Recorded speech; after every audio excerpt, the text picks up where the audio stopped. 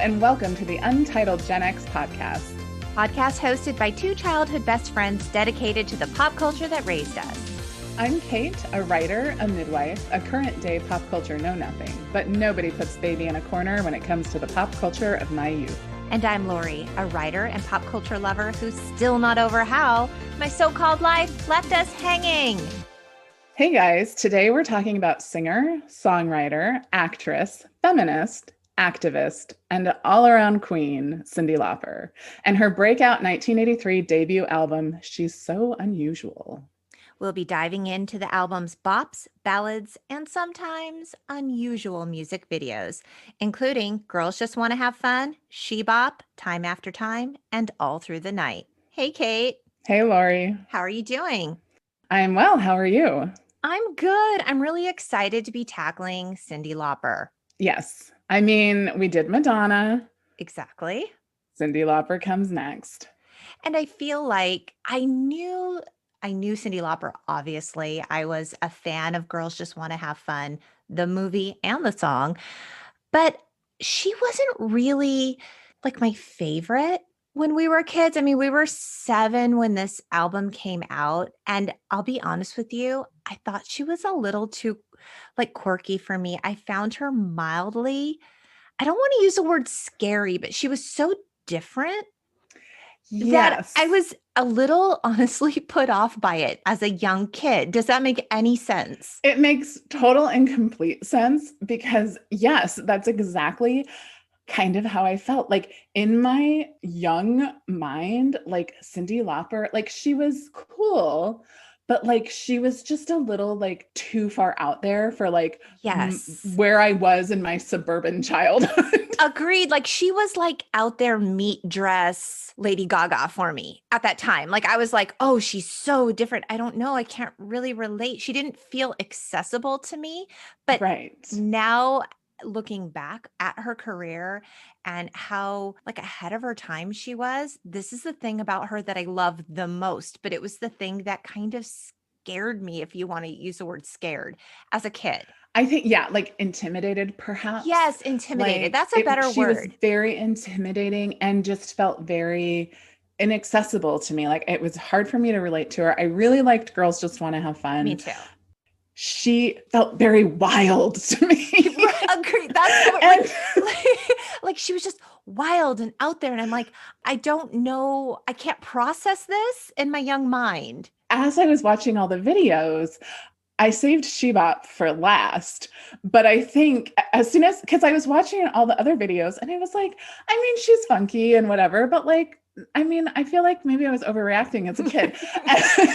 And then I watched She Bop and I was like, oh no. Completely justified and feeling a little bit uncomfortable. So, but what is so interesting to me now is like an adult and a feminist and an activist and all of these things, like what a role model, you know? So she wasn't a cookie cutter pop star. Like she came from new wave origins and she had something to say and she was trying to break barriers and she did it. She did it. She did. I have mad respect for her. She also has somehow like magically managed to like cash in on a lot of sort of commercial marketing success and yet not seem like she's really selling out. Like wasn't True Colors like a big Kodak thing? Was it? I don't know. I think it was like back when we all printed our pictures on paper. Like what? And color was really important. I think it was. I think True Colors was used in a Kodak ad campaign. And then she also is like a spokesperson for a psoriasis. Plaque psoriasis. She is. Yeah. Cosentyx for moderate to severe plaque psoriasis, which she has. Right. So it's interesting that she has managed to sort of walk that fine line. So I feel like she just made some smart business moves. Yeah, she's a smart woman. So let's get into the album. She's So Unusual. It was her debut album. I mean, she was in a band before this, and I think that they put out an album or two, but this was where she was a solo artist, and it was her debut album released on October 14th, 1983. It had 6 singles, and it sold more than 16 million copies worldwide. I feel like 6 singles is a lot for an For album. one album, yeah. And Yeah, she was the first female artist to have 4 top 5 singles on the Hot 100 from one album. I believe it. I Yeah. mean, there were good songs on this album. Oh, solid. And the album peaked at number 4 on the Billboard Top 200, and it had 6 Grammy Award nominations, and it won for Best Recording Package and Best New Artist in 1985. Yay, Cyndi. Go Cyndi! Yeah, she was a force, like for sure. She was born with the name Cynthia Ann Stephanie Lauper, and she was bullied as a kid because she had eccentric style. So this is just a thing that is just so her. Right, Quirky like style. that's just how That's she just was. the woman that she is. Which I feel like sometimes they try to like market people that way. Yeah, like you manufacture a quirky person, but no, that was true to who she was. Right. And it doesn't ever quite work because like the quirky person isn't truly quirky. But yeah, no, she was just sort of being herself. I mean, it intimidated us, but it worked. We're a little bit afraid of it, but now we appreciate it. We were also quite young. We were quite young and quite suburban. I mean, that's the word, right? We were very, very suburban. We were tucked away in suburbia. We lived on a cul-de-sac. We were very sheltered. Very sheltered. Yeah, so Cyndi was not suburban though. She grew up in New York and she left home at 17, and she ended up in Canada for a time where she spent 2 weeks in the woods trying to find herself with her dog Sparkle. I know. I like this story. I too have gone to the woods to try to find myself, There not you in Canada go. because Canada did not want me there. They gave me a very hard time. What happened? I mean, in all fairness, I had a lot of junk in my car. It's a long story. They thought that I was like trying to sneak into their country to live. And I was like, no, I'm just passing through. I was on my way to Acadia National Park. I was going to cut through Canada. I wanted to see Niagara Falls. And That's just a testament, though, because clearly that's a thing that was happening in the US at that time. People were trying to escape and live in Canada. Like, they finally let me in. I already paid for my hostel. I'm going to stay here a night and then I'm going to go back through America. And then the American guy gave me a hard time too. And I was like, you have to let me back into my own country. So good for her. Good that she was able to go and find herself in the Canadian woods. There you go. And she's just like, when I think about her, she's like a human Rainbow Bright. Yeah, I guess actually Rainbow Bright had a little bit of an edge to her, didn't she? She wasn't all like unicorns and flowers Just and so puppy dogs. colorful and bright and eccentric. And that's Cyndi. And so the album cover art was photographed on Henderson Walk in Coney Island, New York in the summer of '83 by Annie Leibovitz. Very cool. I think we should start with She Bop because it's definitely the weirdest video. Definitely. It did reach number 3 on the US Billboard Hot 100, but it was such a different sound that it wasn't my favorite. Yeah, I didn't dislike it. It just didn't hold my attention. And also, so there was a lot of controversy about this song that went right over my head. Oh, same. Like when I think about it, like the only lyrics I really knew were the She Bop parts. Right. I didn't know any of the other lyrics. And also, I was today years old when I figured out what this song was actually about, which is female masturbation. Which for 1983, like, wow. That's shocking. The song was inspired by a gay porn magazine called Blue Boy that she found, I think, in the studio. And this song was included on the Parents Music Resource Center's Filthy 15 list, which led to the creation of the Parental Advisory label.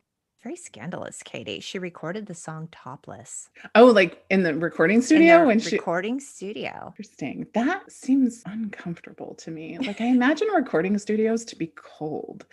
And I feel like back then she probably had like wires everywhere, right? Like right. But I mean, good for her. Like there's no shame. Free the nipple.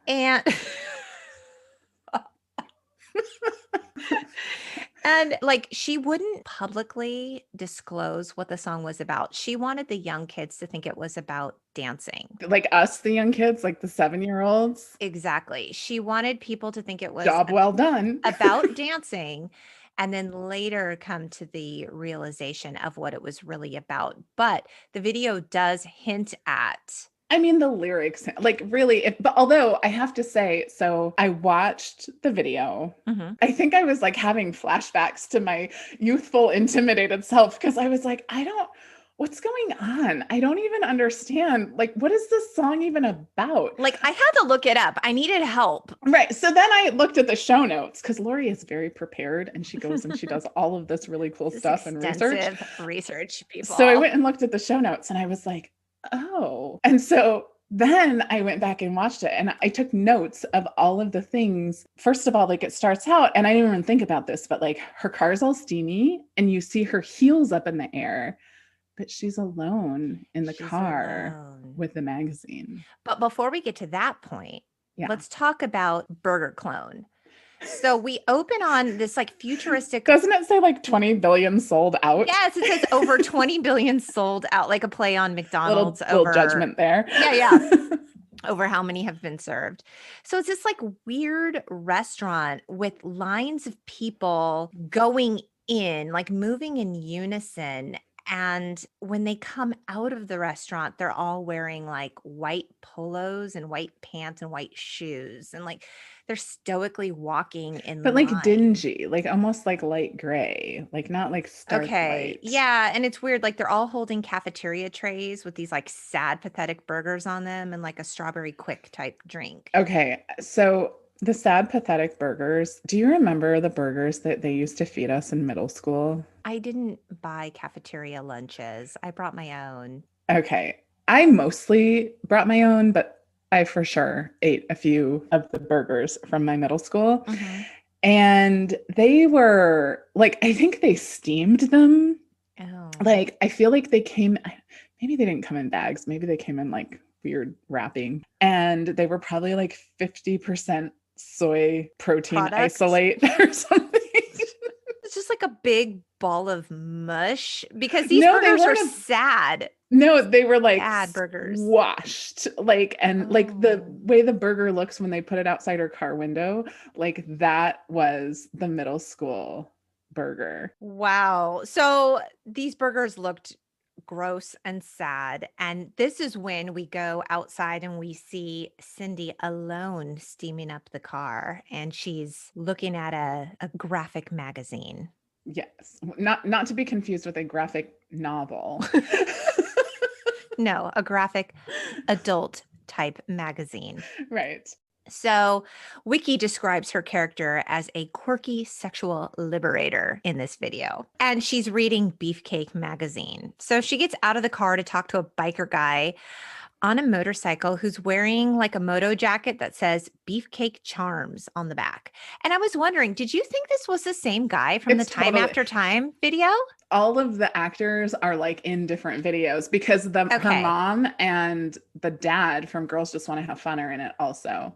Okay. Well, the mom and Girls Just Want to Have Fun is her real mom. Yeah. But Cyndi looks super cute. Like she's wearing a green bustier and a paperboy hat and, you know, a fluffy skirt like she does with lots of belts. And then did you see this? Like the SWAT, SWAT rolls in with people dressed in like their jammies with rollers in their hair. Yes, this was a recurring theme in a couple of her videos. It's like those sponge rollers. Yes. Which we all knew and loved. Oh, yes. I was a big fan. Not super comfortable to sleep in, but good effect the following day. They worked. But did you notice the SWAT stood for Suburban Wives Against Transgressors? No. Yes. Good catch. Yeah. So then we all of a sudden are at Uncle Siggy's Master Bingo. Master Bingo. Master Bingo. Hosted by Uncle Siggy, Sigmund Freud. Right. And he's like the MC. And he's holding a book that Yes. says id and out.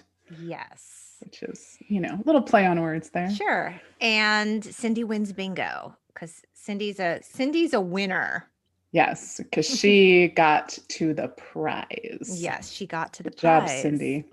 We see like there's just all these people going into this burger joint, and like Cyndi goes and stands in line and then she gets out. And my question is, are they normal people going in and then zombies coming out? I don't know. I don't really understand. I'm still, all these years later, not cool enough to get it. To get it. There's a lot of nuance to this video, actually. Like, so then Cyndi jumps in the motorcycle sidecar. Right. Oh, no. At one point, there's a line about vibration. What's the line? Oh, yes. And the little sidecar's vibrating. And that's when I was like, oh, yes. Yeah. Okay. And she jumps in the sidecar and she speeds off. Suddenly, like the motorcycle driver and the setting and everything is like a drawing. It's like a comic drawing, but Cyndi is in live action. She's still in live action. Right. And then the SWAT vehicle's chasing them and she's screaming and they go through like a cartoon tunnel and then she comes out of it a cartoon. And everything's in black and white except for her crazy red hair, her cartoon red hair. Right. This is a super common theme in early videos, is like some element of it being animated. And like Aha, Take on Me. Yeah. And then, but also that video is amazing. It is. It's still amazing. That was the first video I ever saw. It's a good one. That's a good first video. Mine was Van Halen's Hot for Teacher, which there you go. The cartoon part is really where you get a lot of clues about the fact that this video is very centered on female masturbation.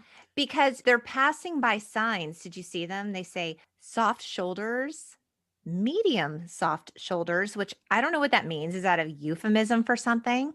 And then one that says, get off here. Get off here. Yeah, that was great. You saw that. Yeah. And then also the self-service station. Yes. She gets ejected like out of the sidecar at the gas station under the words self-serve. And did you see how the gas was labeled? No. The gas pumps? Good, better, Nirvana. Oh. Yeah. Well, there you go. Yeah. So she then runs away from the SWAT and they grab her. And now we're back in like live action. And she's in court pleading her case to like a police officer / judge. Right. Yes. I think he's meant to represent authority. And she breaks like free from the handcuffs or like shackles of whatever. Of the SWAT. Of the SWAT and like what? Repressed sexuality. I don't know what it's intended. Repressed sexuality in our puritanical culture. Is that possible? Especially in 1983. Female repressed sexuality in 1983. I'm shocked. Shocking. So now she's in front of like white stairs and she's dressed in a white suit and top hat and she's wearing sunglasses and dancing with a white cane. And from what I read online, like this is to represent like the myth of masturbation will cause blindness. Like if you do it too much, you'll go blind. So she's dressed like a quote unquote vision impaired person with sunglasses and a white cane. They said that's what that represents. Who's they? Wiki? The wise people of the internet. I don't know. I feel like that's I thought maybe you were saying like the contrast of like them being in like pure bright colors, sort of signifying like there's nothing wrong with this. It's fine. Like it's all good. She's joined by the motorcycle guy again, and he's dressed the same as her, like, dressed in white with the sunglasses and the cane. They do a little dance routine. And I like my interpretation, which is that like everybody bops, man. We're all good. The end credit comes up and it says, and in the immortal words of Francois de la Brioski, quote, everybody bops. And that's the end. It's true. She never publicly addressed what this was about because she wanted radio airplay. Which is so hilarious because like there's really like when you watch it with that lens, there's no mistaking what this is about. The video is chaotic. Probably whatever was going on in the media about this with, what was that? The parental controls people also like lent to that image.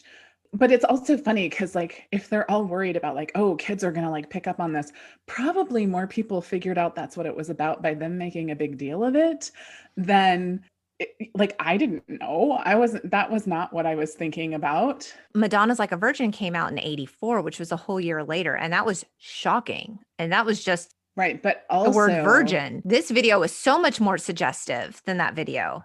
Well, and what I think is probably more bothersome about this video is it's a woman pleasuring herself, right? So in Madonna's video, it's all about like a woman needing a man and all that stuff. This is like a woman taking charge of her own sexual enjoyment. And that's very threatening to some people, I hear. And especially by 1983 standards. So, Right. Do you remember when the Surgeon General, Jocelyn Elders, she recommended masturbation as the safest sex, which, let's be honest, people, it is. what year was this? She was the Surgeon General from 1993 to 94. Okay. They gave her a really hard time for recommending that, which just seems crazy. Which is a decade later from when this was released. Go Cyndi Lauper for liberating us all and telling us it's all okay for us to bop. She bop, he bop, we all bop. It's good. In the immortal words of Francois de la Briosky. Right, right. So we have to talk about Girls Just Want to Have Fun because this was really like my true introduction to Cyndi Lauper. Right. We loved the movie when we were kids. I might still have that movie on my bookshelf. It's a good one. It's like almost a feminist anthem. And it's interesting because it was written by Robert Hazard and it was first recorded in 1979 by him. And it was really like written from a male point of view. And then when Cyndi Lauper decided to record it, it was changed a little bit to be more of this anthem for female solidarity and camaraderie.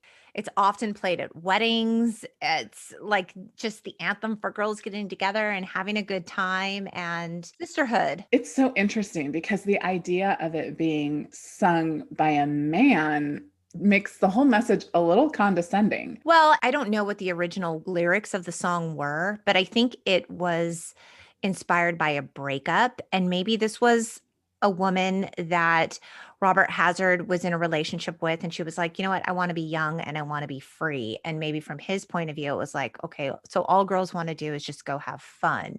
You know what I mean? Like, who knows the spirit in which it was written? I'm glad that it ended up the way that it ended up when it made it into like mainstream release, because it really is an anthem.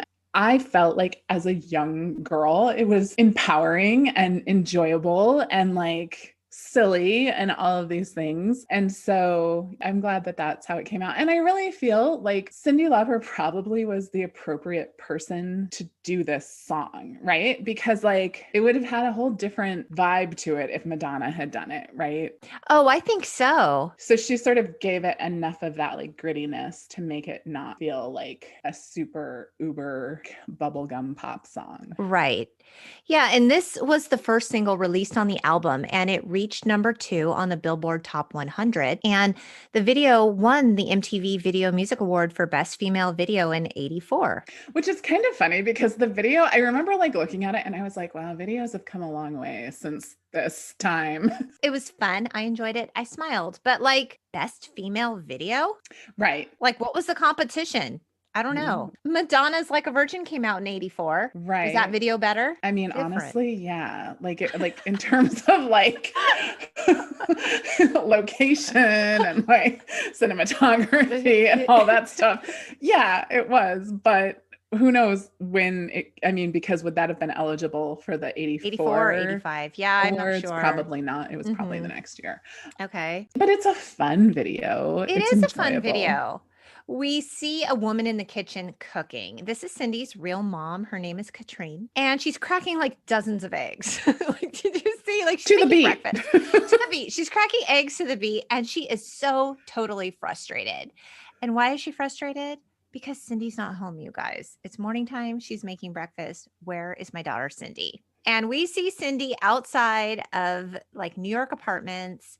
And she's just like a beautiful unicorn. And she's dancing down the street in a black fedora and a peach prom type dress with lots of belts. And she's got the fire red hair, tons of jewelry and bracelets. And she's doing that signature Cyndi dance. It's so signature to her, where she's holding her dress. Right. And she does that like walking with the aggressive, like fluffing the dress as she walks. So she's dancing down the street, and we flash back to her mom in the kitchen who's looking at her watch like, where is she? And Cyndi comes in from a night out and sings to her exasperated mom and dances through the house. This video is like so chock full of 1980s fashion memorabilia. Even the house, Harvest Gold. there was like harvest gold, there was lots of browns, there was some avocado greens. Like it was just everything about it was so of the time. Early 80s. And then when she gets to the lyric of the phone rings in the middle of the night, it's the middle of the night. She's wearing jammies. She answers the phone and she encounters her dad. And her dad is so mad that the phone rang, and he's wearing like a white tank and track pants. And he's got like this dark curly mullet, Right. very aggressive beard. And he lectures her and she's wearing her cute little leopard pajamas, which if I could find those today, I would wear them. This was a thing back in the day, right? Like if you got a phone call too late, if you were on the phone late and your parents like some phones had like a little flashing light that like if somebody was on the phone, the light would flash. And so like if your parents had one of those, you couldn't be on the phone late because what was the rule in your house? Like you couldn't talk on the phone after what time? I don't know, but I do know that once I was on the phone with our curly-haired friend, and it was like 10:30, and I was probably 16 or 17, and my dad knocked on my door and he said, "Who are you talking to?" And I told him, and he said, "It's past your bedtime. You have to go to bed." You're like, and I was it a school night, Katie? I hope so. My goodness. I was just like, I'm sorry. Past my bedtime. I have to go. And I was. Bet that's exactly how you said it. That's exactly how I said it. But in my house, we had a rule that you couldn't be on the phone after 10. Apparently in my house too. I just didn't know it. And also, you couldn't call someone before 10 a.m. because that was rude.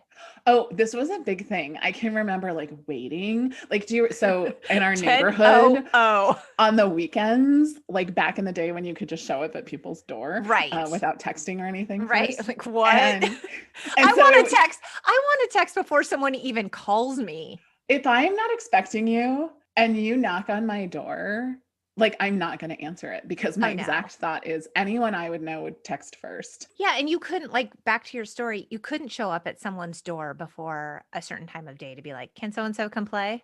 Right. No, we would wait until like 10 o'clock. And then it was like, okay. Like then it was okay. It was like life begins. They set us loose.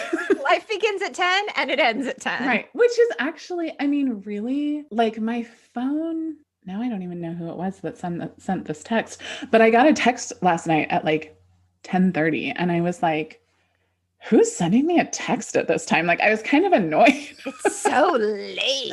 Because I do kind of mourn that time where you could just shut off. It was unacceptable for people to call. If somebody called during the dinner hour, you just didn't answer the phone. Right.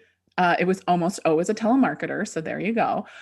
And that was totally acceptable. And now we live in this world where like you're expected to be accessible 24/7. I turn my phone off at night. It's smart. Yeah, that constant accessibility with our employers, with the people we know, with the people we don't know. It's exhausting. It is. And I'm done. I have an expiration. Like I am done peopling at about 8 o'clock. Right. Especially now, it's hard for me because I'm so used to spending time by myself that like, it doesn't take a lot for me to get socially overwhelmed. Yeah, I'm exhausted. I started this thing as an introvert. I don't know what I am now. Is there like a new term? Right. Like we've evolved. Like what's more introverted than an introvert? I don't know. But whatever it is, I think I'm that now. Like a hibernating person is what I've become. Yeah, it's super weird. And so the idea of like Cyndi being out all night, I've never been a person who could hang. Never. Even in my quote unquote wildest, which was never wild, days, I get tired. The idea of being out all night long, I don't know that I've ever done that. I don't know that I could if I wanted to. As a midwife, I have been up for 24 hours many, many times. And I have for sure stayed up all night a few times. You didn't when we were in high school for like cast parties when we would I like watch don't the sun. You know. were one of those kids who fell asleep, I'd huh? fall asleep in the corner, Yeah. even on grad night. We went to grad night for a while, then we went and we did like some bowling or something, and then we went somewhere else. I slept in the car alone because that's safe. Everyone went off and did their thing. I went to sleep in the car. I'm always someone who's tired. That's so funny. What did we do after that? I don't know. I think people went to Denny's and I stayed in the parking lot in the car. You didn't even go to Denny's. Wow. No, I was tired. I have to sleep. I may have been, well, we just won't talk about what I was doing that night. I have an idea, but I'm not going to talk about it. It was very pure and innocent and didn't involve anything I shouldn't have been doing. So she's on the phone with all of her little 80s friends, and they're all so perfectly 80s out with their wild hair and bold eyeshadows. But what I love the most about this was, and their corded phones. Her group of girlfriends were so very diverse. And that's what I really enjoyed about the video. Which for 1983 is impressive. Yeah. And then at the chorus of the song, we see all 8 of them together singing and moving their heads in unison. Right. Which is the part of the video that I remember. Everybody just like. This is where we get the special effects, Katie. Like the really special ones. Right. Like we see them in a circle. Like their video becomes like a circle and there's a purple screen behind them. And then there's some like colored circles and bubbles. And then the video breaks apart. And then, wow, oh my God, it comes back together. Like double wow. Like these are like. It's very fancy. Very fancy. And then we see Cyndi in like a cute straw fedora and a red formal dress. And she's singing into the camera about how some boys take a beautiful girl and hide her away from the rest of the world. And we see like an old movie of a gorilla taking a beautiful woman into a cave. Don't do that, men. And we see Cyndi like put on some funky sunglasses along with all of her BFFs. And we get all the 80s sunglasses. Yeah, it's fun. And we get more like fancy video effects. And then all the girls are like dancing through the New York City streets in like a conga line. And it's headed by Cyndi. And it's kind of fun because it was largely a volunteer cast. And so her brother's in the video. She's dancing. One of the men that she dances with, it's like her attorney in real life. And her business managers in the video, and some receptionists from Portrait CBS are also in the video, which was kind of fun. And they all end up back at Cyndi's house. And the parents are super confused. Like, who are all these people from the New York City streets in our home? And they make their way into Cyndi's room. And like her boyfriend comes in with flowers for her. There's a pizza delivery guy in there. Like it's just a party going on. And also like a gourmet waiter with like a silver platter. Why not? Why not? The video actually cost less than $35,000 to make. And this does not surprise me. Yeah, no, me neither. And they borrowed equipment from Lorne Michaels to film the video. Of Saturday Night Live fame. It's a fun video. It's fun. And the song is great. And it was just a fun revisit because of all the videos, that was the one I remembered the most. Yeah, for sure. The last video we're going to talk about is Time After Time. And Epic Records wanted to release this song as the first single on the album, but Cyndi didn't want that to be the first release because she was afraid she was going to get sort of like boxed in or pigeonholed into this idea that she was just a ballad singer. Which is interesting because Skid Row had that same issue. Like apparently being a ballad singer is like a big no-no. I think it's perhaps easier to be a band or a singer or an artist who can do pop and then transition to ballad rather than be strictly known as a ballad singer or ballad band and break out into something funkier or harder. I think it's easier to be like, this is me in all my hard and amazing glory. Oh, but I have a soft side, instead of I'm known as this soft person who then puts out bangers. Well, and I wonder if that is something that shifted around that time. Like maybe people were really classified into like ballad singers and not ballad singers. And then this like is where easy some listening crossover versus yes. Yeah. Right. Yeah. So maybe this is when because now it's super common that people have both on an album. Right. And I don't know, like with radio airplay, if there was really a crossover between the two. So this was her first number one single on the charts. And it was written by Cyndi Lauper and Rob Hyman.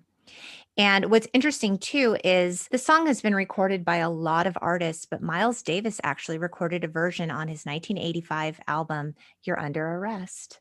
That's pretty cool. So I watched the video and I thought to myself, what exactly am I watching? Apparently, in doing research, I learned this is supposedly a song or a video about a woman who feels unworthy of love. So she feels the need to run away.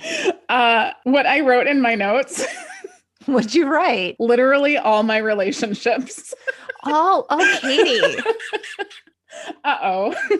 But like literally all my relationships. Oh, that's really sad. I have twice moved to a new state in the middle of a relationship. Well, that's kind of what Cyndi does in this video. I know, hence my note. Okay. Well, let's talk about it. I think we need to do some unpacking here, Katie. Okay. I think this is going to be therapeutic for everyone involved.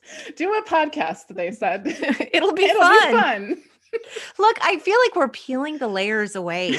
We're learning more about you with every episode. Right. Yes. So we open on a trailer in the woods, and Cindy's inside with her sleeping mullet wearing boyfriend, who I swear to God is the same guy from the She It's Bop totally video. the same guy. Okay. I actually meant to like look up who he was. Yeah, me too. Like, were they in a relationship IRL at the time? Right. Or were they just good friends? Yeah, was he I her don't know. manager? Yeah, is he her attorney? I don't know. Who knows? And she's watching like an old romantic movie while hugging a plastic nipper, that famous dog from like the old, it's that terrier mixed dog that's depicted. Is it like the Our Gang dog? No, that's Spot. I don't know. Was it Columbia? Yeah, something like that. I know advertising, but it's actually, that was based on an 1895 painting called His Master's Voice of a terrier mixed dog looking into the Edison Bell cylinder phonograph. So it's that same dog though. She's mouthing the words to the movie. And she has bright red hair and her boyfriend and sings to him in bed. And we see a flashback of a blonde Cyndi working behind the counter in a store. Her boyfriend comes in and he gives her a lunchbox. Like yeah, she forgot her lunch at home. Lunch. Okay. Yeah. And he brought her. I'm like, is she excited that she received this lunchbox as a gift? Or is he just bringing her lunch? No, but it's like that great lunchbox that like we all had in elementary school, the metal one lock. With, whatever character on it. Yeah. It's a great thing. Yeah. Hopefully there was a fruit roll in there. Right. And she hops over the counter and she hugs him. And we see her go into a diner to meet up with him and his friends. And she takes off her hat and she's got bright red hair with like the one side shaved. And she's got the pattern. And he like doesn't like her hair. No, he does not. And he gets mad and she storms off. And she's wearing this like really cool blue shimmer jacket and poofy sparkle skirt. And she's like running off and she sees a hologram, like sort of, right? It's like a hologram of her mom sweeping. And she reaches out to touch her mom. I mean, a hologram makes it sound like Back to the Future. Like, I think it's really hologram, like it was like a memory, like a memory image, but like a hologram because she goes her. to touch it and her mom's not there, which I was like, oh my God, her mom died. But her mom didn't die. It's just like a memory. We get another flashback to a blonde Cyndi as a young girl. Which she makes a super believable young girl. Well, I would agree with that except I would say whenever they want to make anyone look young, they're like, put them in overalls, put them in pigtails, put them in a sideways baseball cap. Like it was just so like cliche. And she's sitting at the kitchen table doing her homework with a glass of milk and she hugs her mom who's sweeping. Poor mom, yes, always sweeping. She hugs her mom. It's all very wholesome. And back at the trailer, we see Cyndi like packing a bag and she leaves. And she's got that like giant army type duffel and a hat box. Like these are the things I'm bringing. My hat box, my giant army duffel, and I'm going to wear cute plaid pants, which fine. And he wakes up and he runs after her and they hug. But back inside the trailer, he helps her pack again. No, no, no. That's what I thought too. I was like, what's going on? Okay. He's packing his bag. She's helping him pack his I suitcase. thought that, but then he takes her home to say goodbye to her mom Yep. and then takes her to the train station. He was going to go. He was going to go. I missed that. Hence why it's like all of my relationships. I'm very familiar with this story. I did miss that because at first I wrote, she helped him pack. And then when he took her to the train station, I scratched that out and wrote, he helped her pack because she left. So she starts to go, and like all of a sudden he like slows way down and he sets down the suitcase, and she's like, what's going on? I thought you were coming. And he actually mouths, I can't go. He does. I miss that. I can't. And he go. also, the important part too, is that bag stays with him. It doesn't go with her onto the train. I didn't catch that either. So, and I'm not saying that I relate to this scene at all, but I'm not saying I don't. I'm just saying that I at all understood what was going on, perhaps almost intuitively. Wow. Basically, he's like, I can't go. And so the sort of overarching theme that I see from this, which may or may not be colored by my own personal experience, is that she sort of starts expressing herself, right? She starts to become her own woman and have her own priorities. And he's not cool with that. And so she's like, fine, if you're not cool with this, I'm just going to go on my merry way. And he's like, no, wait, you're an awesome girl. I'm going to go with you. But then in the last moment, he's like, nope, I'm sorry. I don't want to do it. And she's like, all right, well, I am my own woman, so I'm going to go. But I will always be there for you, time after time. It was really sad because they were both clearly in pain and both clearly in love with each other. It was very heartbreaking. And of course, we get that beautiful actor moment like you talked about before where Cyndi's, on the train and she has that one single teardrop, that beautiful, perfect teardrop. Yeah. I think she also signs time after time. I think that's what she's doing with her hands in that last scene. Oh. And I was like, is that sign language? I think that's just like snuck in there, or I'm making it up. It's a sad song. She's basically saying like, I'll be here for you, but also I'm going to do my own thing. I need to be true to myself. I may be projecting. I'm just saying. It's a beautiful song. It really is. I quite like it, even though it's sad. It is sad. And we just wanted to touch on All Through the Night. I swore to God there was a music video for this song. Apparently there is not. I have manufactured one in my brain that involves a cat. And I know there's a lyric about a cat, but I swear there was a video. There isn't. All Through the Night was another favorite on this album, and it was written by Jules Shear. And that song reached number 5 on the charts. And what's kind of cool about that song is the Cars actually recorded a version of it, but it was never released on an album. Interesting. Yeah. I would have loved to have heard the Cars rendition of the song because I love the Cars. Rick Ocasek, may you rest in peace. Yeah. I don't know why I laughed. That wasn't really an appropriate laugh. I'm sorry. You're laughing at the fact that Rick Ocasek is no longer with us. No, I was laughing at like the good memories of the car. Yeah, no, that was a beautiful ballad too. So I can kind of see, like it said there were 6 singles off the album, but these are 4 that we've talked about. And 2 of them have been, sort of pop singles and 2 have been ballads. So yeah. And this by far was my favorite song on this album. And this has got to get downloaded onto my phone because I have not heard it in a really long time and it holds up really well. It's beautiful. And there's a line in it that says, until it ends, there is no end. And I was like, wow, that's true. That didn't describe 2020. Okay, we are on the other side of 2020. We are on the other side. Okay, it did end, but until it ended. It actually did end. We were a little bit, like if you go back and listen to that Friends episode that we did. Yeah. Thank you all for gently welcoming in yes 2021. Still gentle. Still gentle. Still early. I mean, we're in the early stages. Everything seemed fine a year ago at this time. Just remember that. Oh my God. Yeah, it's true. And then it all just came crashing down. I know. So in recent Cyndi-ish news, Because she is still doing really Oh cool my stuff. gosh, she's more relevant than ever. She won the Tony Award, just a small thing called a Tony Award for the best original score for composing the Broadway musical Kinky Boots in 2013, which I saw Kinky Boots and it is fan effing tastic. I know how I have not seen this. I don't know. The Like, music is I do. incredible. Grad school is why. It's visually beautiful. It is so empowering. It's just feel good. You walk out of the theater like light as air. It was just such a beautiful musical. Loved it. Celebrates individuality. And Kinky Boots also won 5 other Tonys, including Best New Musical.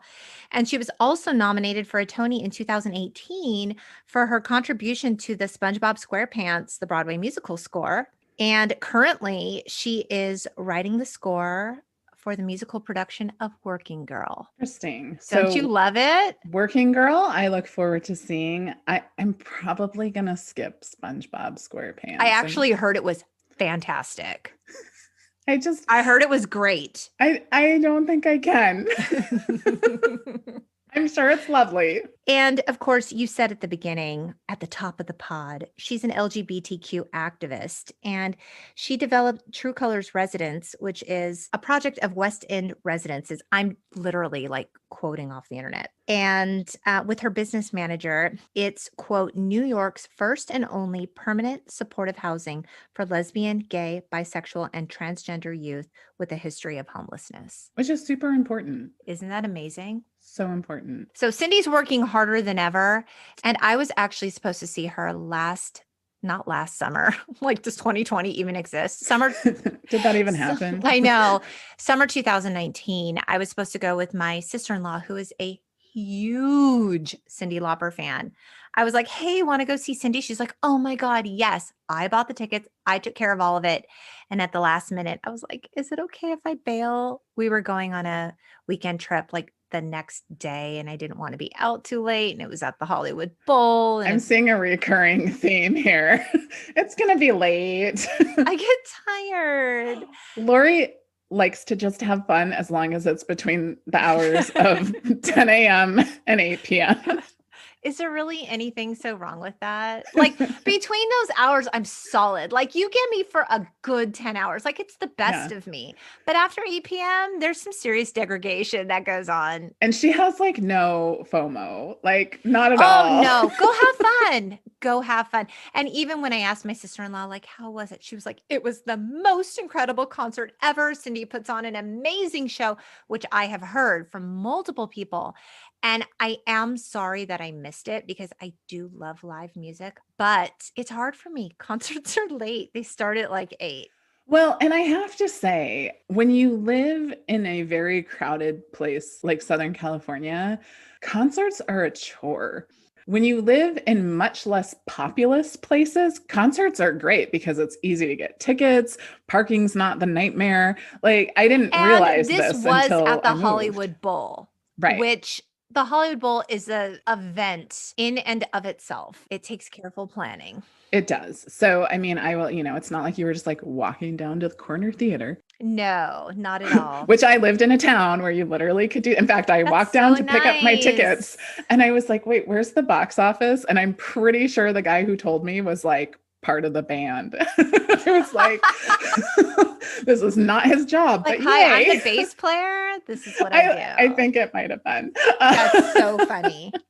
And it's really fun. Like, at the shows, people come like dressed in their full unicorn best, and everyone's there just to have a really great time. And I don't know if there's a special name for Cyndi fans, but it's really a celebration of individuality, and it's just pure love and magic. And that's what Cyndi is. I think we have to remember too that we live in a time, I mean, always it's challenging if you're like on the cutting edge of individuality, but I think that has improved vastly since the 80s, right? In the 80s, certainly, being an individual was not really smiled upon a whole lot. And so she was definitely cutting edge with that and continues to be so and continues to support people in doing that, which is really powerful. I love that she is so fully herself and never ever made apology for Right. the creative person that she was. It was like, this is me